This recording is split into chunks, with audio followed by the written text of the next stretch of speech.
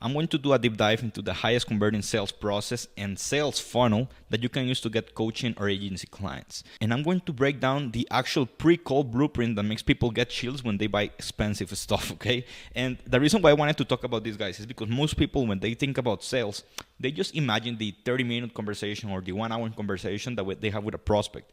When in reality, most of the selling is going to happen in the pre-call process, aka via your marketing and your actual nurturing systems to make sure that people, whenever they hop into the call, they already come with their credit card in hand, basically. And if you guys watch this video till the end, not only will you learn all of this, how we go about the actual nurturing process and how we actually make people want to buy our stuff, but I'm going to even break down at the end our actual end-to-end funnel that allows us to book calls on demand and get clients whenever we want instead of when we need. Before we continue with the video, guys, I just want to let you guys know a couple of things. First things first, make sure to join my free Facebook group with the link in the description. The reason why is because I share all of these documents and they are absolutely for free, but they are only limited to the people who are inside of my group, okay? So if you want to get access to this, make sure to join. And also make sure to watch the video at 2x speed, since not only will you be able to watch this twice as fast, but most importantly, you're going to be able to take action and make sure that you actually implement this stuff, okay? So without further ado, let's hop to the computer, but as always, thank you for watching, guys. My goal with this video is to solve one problem for good, okay? And I don't know how long this video is going to be, but if I'm able to solve this problem for you, I think that is a good deal. And it is, I'm going to show you what makes someone buy. Because the answer to this question is what actually makes client acquisition easy. Right? Because most people say like, oh, what is the best funnel that I can use? Or what is the best tactic that I can use? Or should I be on Instagram? Or should I be on Facebook? Should I do cold emails? Should I do cold calls? They think about the wrong stuff, okay? And the answer to your problems are never about tactics or funnels. The answer to your problems are always about psychology and rational thinking, okay? Because if you actually understand what makes someone want to buy, or what makes someone go from not knowing who you are to now wanting to buy your stuff, all of a sudden, you're going to notice how everything is going to be super simple, and you can start thinking in first principles, which ultimately allows you to have eternal solutions or eternal answers, essentially, to your problems, okay? And if I can be transparent, like this video is actually one of the videos that I have in my sales module, okay? In my actual paid stuff. And my actual paid stuff, we have 20 videos, but this one is just one of them, okay? And if you want to see what it looks like, more info in the description, okay? Let me just say one thing right from the get-go. If you're just a beginner or you're new to sales, make sure to watch this video every 5 to 10 calls, because there are some things that are only going to start hitting after you've experienced certain circumstances. Like, for example, when you start facing certain rejections and you engage with a certain type of prospects, that you might start to understand sales more in depth. So make sure to actually bookmark this video in your browser or whatever it might be, or save it in whatever you want to save it, but just revisit it every 5 to 10 calls, because I promise you, you're going to get lots of value the more sales calls you take and the more times you watch this video, okay? So here's what most people think sales is. They think that a sales call is just a 45-minute call where they start to exchange something for money. Okay, and that's what they say, or what they have in their mind as, oh, that's what sales is all about. And sure, sales is all about precisely interchanging the goods or the value that you sell if you're selling info or services in exchange for money. But in reality, guys, the process of sales is a twisted ride that mixes conversations, different social media platforms, different angles, time, and where life happens, okay? That's the reality of sales. And here's an actual representation of what it looks like. It's an actual thunderstorm where you actually have a lot of things going on that ultimately lead up to the sale, okay? And the reason why I like to think of it as a thunderstorm, and I wanted to represent it like this, if you guys have been following my channel for a while, you know that I'm a big anime fan, and this thunderstorm, or this cloud with some thunders in there, is just super similar to the Gomu Gomu no Mi from Luffy, right?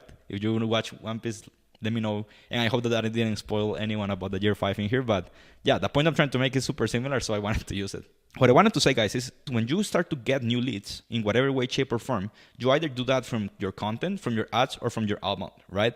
So let's see an example of what might happen for someone to actually end up booking a call and ultimately, come to the call ready to buy. What is going to happen is that someone might see a cold ad, or maybe they see one of your long-form content for 6 months straight, or maybe they see a cold DM, whether they reply or not, okay? And all of this starts to intertwine into a certain set of steps that you almost cannot control to its full capability, but this is what actually makes the prospect go like, oh man, like I trust this guy, or I don't trust this guy, hence why I don't reply, hence why I don't engage with your ad, or hence why I don't care about your content, okay? So let me show you guys an example. Let's say that you are focusing on outbound prospecting. And what you start to say in your cold outbound prospecting efforts is that you start to offer videos as lead magnets. So from your cold DM, you send people to a YouTube video. Or from your cold DM, let's say that you actually do get a reply. So you start doing some appointment setting flows. Then let's say that a lead stops replying. So you might have to follow up 3 or 5 times with this lead for them to end up joining your Facebook group for whatever reason. Maybe you didn't even know how they arrived to the Facebook group. Then from their appointment setting flows, they start to search for you on, I don't know, on LinkedIn. From that, they start to like some posts from there. And since they're now on LinkedIn, they start to also engage more in your Facebook conversation, etc. I know the point I'm trying to make is like, this is a messy process, okay? And the only 3 things that you have control of when you're building your sales process is the actual follow-ups. Hence why having a CRM is so important, and you can go and watch some of my videos where I talk about the CRMs that we use. You also control your opportunity channels, like what makes someone or what makes your appointment setter be able to engage with a lead after a couple of days or months or whenever there's an opportunity to engage with a lead. For example, I don't know, you're getting clients from your Facebook group. Oh, every time a lead joins the group, every other day inside of the group, every time they engage with some content, etc. Okay? And the other thing that you can control is actually the consistency in your content creation. Whether you're using outbound or ads or just content, everyone should be doing content. Okay? In my opinion, everyone should have a YouTube channel and create micro VSLs, as I like to call them. But the point I'm trying to make here is like, those are the actual things that you can control. Because the journey that a specific lead goes through for all of this to end up on a sales call is actually the only thing that you have in your hands for you to promote this work. Make sense? Because what might generally happen is that, they start to consume, someone might start to watch some of your YouTube videos, they forget about you for 3 months, but you keep posting content. One day after a whole bunch of time, they start to join your group, or they just decide to book a call. And the point I'm trying to make at the end of the day here, guys, is that even if you cannot control the specific journey that your client is going to go through, you can do your best to actually have a clear path for people to take action as they start to ultimately be in your funnel, okay, or pertain in your funnel. And what I like to think, or the way I like to teach this to my clients, is that, and this is not a phrase that I created, of course, but I think that it just really illustrates the point I'm trying to make, is that marketing is sales to many, and sales is marketing to one. So what you gotta do with your marketing and with your entire sales process is to increase the trust and the confidence of your prospects towards you being the obvious choice for them to achieve the solution that they dream of, okay? And if you are doing a great job at your marketing, then sales is going to be easy. On the flip side, if you are the typical guy that just does a whole bunch of outbound or cold ads to a BSL funnel, and you have no email marketing nurturing sequences or appointment setters, or you don't have a YouTube channel for people to start consuming your stuff, then what's going to happen is that, sales is going to be ultra hard. Okay? So that's very important to take into consideration, guys. And the more effort you put in the front end, like your sales letters, your content marketing, your client results, the easier time you'll have in the back end closing those deals. Okay? The problem is that most people want to have an easy time closing deals without consistently creating their micro VSLs, repurposing that content in their Facebook group, or even better in the lead center funnel, like I like to call it, and you're going to see what that is at the end, in their personal Facebook profile, in their Instagram, in their LinkedIn, in their Twitter, whatever, okay? It depends on what your funnel or what your strategy looks like. And of course, without following up with specific resources, without researching their market to come up with unique, useful insights, without building a great product that gets referrals, that increases the confidence of their leads, and that generates case studies or testimonials. So guess what, guys? If you actually do fix all of the above, closing will be easier, okay? And so far, I'm just talking about the foundational stuff for you to have an idea of how we're going to go about solving all of this. But this is the actual hard stuff that nobody wants to talk about, okay? So, like any other system of your business, number one, your weakest link is going to be your biggest bottleneck, okay? And number two, it's not just about what you do, it's about how good you are at doing it, okay? Because whenever people start to build a sales process, what they start to say is simply like, oh, my KPI for having a good sales process is how much money am I making? And the reason why that's the case is because the cash or the money is what you can see. Hence why you see these eyes in here. But if you think about it, guys, what do you need to accomplish for you to make the money, okay? Let me explain. Let's say that you're doing outbound, right? So what's going to happen is that, first of all, you need to see what's the first step in that system. Generally speaking, it's going to be your lead sourcing or your actual number of leads and the quality of those leads, of course. So you got to first of all think about what are the angles you're going to use to reach out to them. What is the timing in which you're reaching out to them? What is your profile optimized towards, building that confidence for people to actually reply? Then from here, we go into the next step. It's not, oh, how many calls am I booking? No, it's first of all, how many replies am I getting with the current circumstances that my outbound messages are basically saying in the message, right? Or the email or the cold call or whatever. Then this leads up to replies and CRM ads, okay? And guess what? From here on out, we also have a certain set of bottlenecks that are going to explicitly improve or decrease the quality of our sales process. For example, are we good actually at appointment booking or appointment setting? What's the script that we're using? Are we following up? What's the timing of our follow-ups? What is the effort using the follow-up? Are we just sending a question mark, or are we actually taking the time to send a voice note, for example? Are we actually consistent with our content so that people start to trust us even more as they start to have more time in our pipeline? Then from here, we can end up booking calls. But now that we're booking calls, hopefully you can see the point that I'm trying to make is how many people are actually showing up. Once people are actually showing up, how many people are we actually closing? And this is the hardest part, because now you need to master sales, like the actual closing skill. So are you asking the right questions? Are you pitching your offer accordingly and explaining the value adequately towards the specific pain points of the lead? Are you being likable? How good are you at objection handling? How is the sales process overall being presented so that the objections that you have were ideally already covered in your content marketing? Make sense? And then once you have all of this, then you can see the cash. Make sense? But the problem, or the biggest thing that I see people struggling with, is simply that they just focus on this part without actually figuring out the KPIs or the stages that need to happen for this to be a reality. Make sense? And here's the thing, guys, specifically with sales and more specifically closing, that's where we see the money, which ultimately where we put all of the effort in the content creation process, appointment setting process, etc. So it's normal to get frustrated as you basically have to get everything else prior to the call right to even just have an opportunity of closing. And even then, what makes the most impact of the entire sales process is not even what you do, but how good you are at closing, or how good you are at doing the stuff that you're doing. Make sense? So that's why the best salesman will never fix a broken offer, marketing, or a sales process. As a matter of fact, your salespeople or your closers shouldn't have to do the work of your marketing, okay? And the good thing is that even if you suck at sales, you can still win as long as you are leveraging your different content assets in your prospecting or paid ad campaigns. All of this, of course, as long as you're adding touch points by sending people to your Facebook group, to your community, maybe to your different YouTube videos, etc. Make sense? And all of this, I know that so far this has been like the longest intro I've ever made on this channel, but all of this is to say that at any given time, if you're not closing as many deals as you'd like, here's what you gotta do. You need to answer the question that I told you guys at the beginning, which is, what makes someone buy? And that's what we'll talk about right now, okay? Simply put, in order for a stranger to give you their money, they need to, number one, of course, be able to pay the price of your product, okay? And most importantly, trust you and your solution as the way to get a certain outcome that is desired to them. Okay, and read that again, okay? Because I'm about to show you something that I created that I call my trust scorecard. But in my next YouTube video, I'm going to dive deep into this. Right now, I just want to touch like the high level so that I can go for our sales process. But when it comes to building trust in our clients or our prospects, I like to think of certain stuff or certain actions that contain different levels of strength or energy that we should leverage in our marketing for our sales process to become effective, okay? So the highest leveraged type of influence or nurturing capabilities that we can build for a lead are referrals. That's, let's say, a 10 out of 10. Then we have relevant case studies and testimonials. And keyword in there is relevant, because you can have all of the case studies in the world, but if none of them pertain to your niche or to your prospects, no one cares about it. Then right after that, we have familiarity, specifically content. And at the end, we have risk reversals, aka like what warranties or what sort of precisely risk reversals that we are into our offer, so that we can actually twist or make it easy for our prospects to buy, okay? Because again, the scorecard explains, in order of effectiveness, the power that certain actions have towards building and increasing the trust of your prospects in your sales process and your overall marketing efforts. So, as a quick side note, here's what most people do. Instead of figuring out how they can work on the highest leverage stuff, like from the top to the bottom, what most people do is, because they are lazy, is they do it backwards. They basically turn around the pyramid, okay?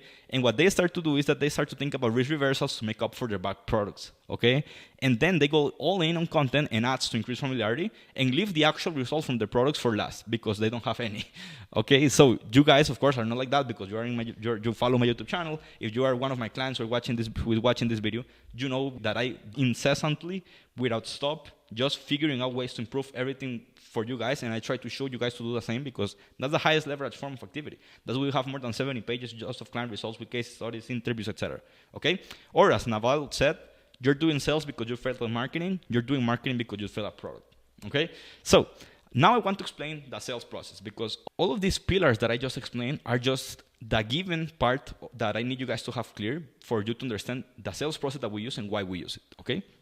And let me just go to this little chart in here. All right. So guys, what I want you to see is that our funnel is hybrid, okay? And what that means is that we use organic traffic and we also use paid traffic, okay? I will explain in a second because we don't do all of this the way I'm about to show you. So for example, if you're one of those guys who's doing the typical Instagram growth funnel and you're having a lot of followers on your Instagram profile, you can plug this on top of what you're already doing to maximize and squeeze much more growth or conversions from your current Instagram audience. Same thing happens if you're using X or LinkedIn, whatever it might be, or even TikTok for that matter, okay? So what makes up an effective sales process that is actually high converting and that allows you to get clients on demand is actually 4 things.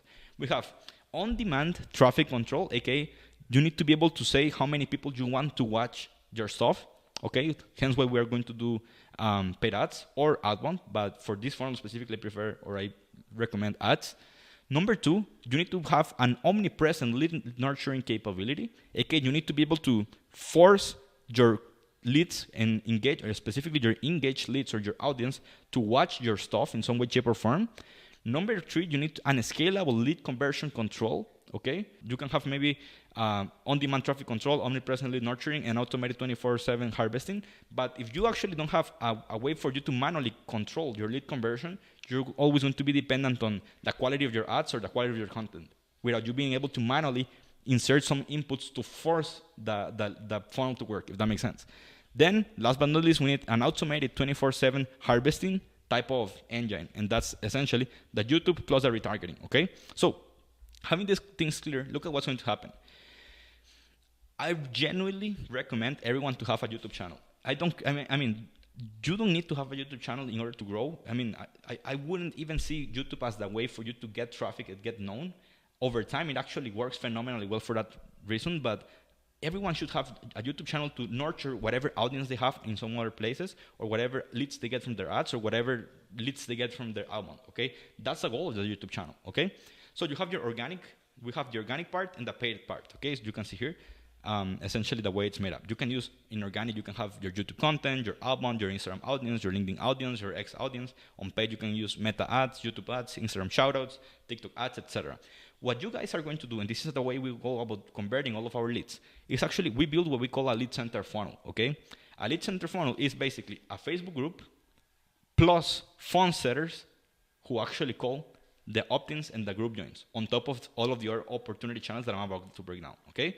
The typical community funnel that I used to run back in the day that a lot of people do, or that a lot of people use, stopped working because a lot of people stopped spending their time on Facebook. But the reality, guys, is that when you plug in phone setters on top of the DM appointment setting opportunities that you can build from this funnel, this is when things actually start to get really, really, really powerful, because now the Facebook group is not a way for you to convert the leads. It's simply a way for you to nurture the leads, because the actual conversion is going to happen outside of Facebook, for example, via email, via SMS or WhatsApp, via the phone number that people gave you from your ads, from the membership questions that you ask organically here in your group, etc., as well as the actual social profile DMs, okay? So the things that you see here in green, like SMS, phone, and the profile appointment settings, can be managed by appointment setters, meaning that all of your work as a founder is simply to record the YouTube micro VSLs that are going to nurture the leads from your lead center funnel and distribute them via email. And that's literally it. If you wanted to even delegate the email, you could do it, okay? And all of this leads back to sales calls. The reason why I think that this funnel is it's like the perfect type of funnel is simply because, again, if you think about it, we have on-demand traffic control, okay? Like you can have outbound that sends people here, and also you have all of the paid stuff that you can control on how to send people here. Now, we have omnipresent lead nurturing, especially when it comes to the actual Facebook group funnel. We can just repurpose the YouTube micro VSLs inside, which is the most powerful form of nurturing that you can create. And you can also message or email all of your leads. Make sense? Once they join your group, and even the ones who don't join your group, you can email your YouTube content, etc. And not only will this book a whole bunch of calls, but more specifically, you're going to nurture them so that they are more, they're open to reply to your DMs, to your SMS, etc. Okay? On top of that, we have a scalable lead conversion control, because the reality is that we can book calls inbound from the group funnel, but the reality is that we can now control how many people we want to warm call via their phone number, or how many people we can DM via the Facebook group DMs, how many people we can send messages to from SMS or WhatsApp. Make sense? So we can also, for whatever reason, if something happened, we can control the conversions from the lead flow that we get. And last but not least, we also have an automated 24/7 harvesting tool, like for example YouTube or the actual retargeting ads. When it comes to YouTube, as you can see, every single YouTube video in the description, or what I like to say is simply, hey, I started this YouTube channel to help people like you, absolutely for free, and that's what if that's what you want, continue watching my other videos.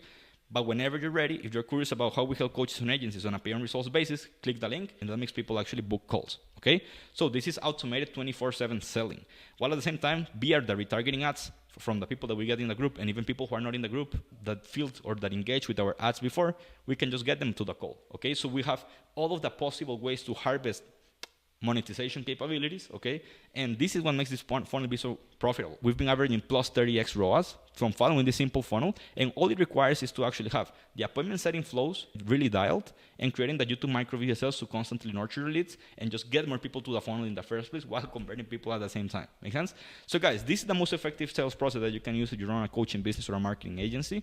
And realistically, guys, if this video was helpful, I want you guys to like the video, subscribe to the channel, share it with someone if that's something that you're open to do. And call to action time, guys. Well, there's a link in the description that is going to explain what we do and how we can help you get more clients on a pay-on-results basis. Make sure to book in a call, and you're going to talk with me or with someone on my team. And if you're a good fit, you're going to get enrolled, and we're just going to get cracking from day one, okay? Thank you very much for your time on this one, guys. I hope that this one was helpful, and let me know your thoughts in the comments, okay? Speak soon. Bye.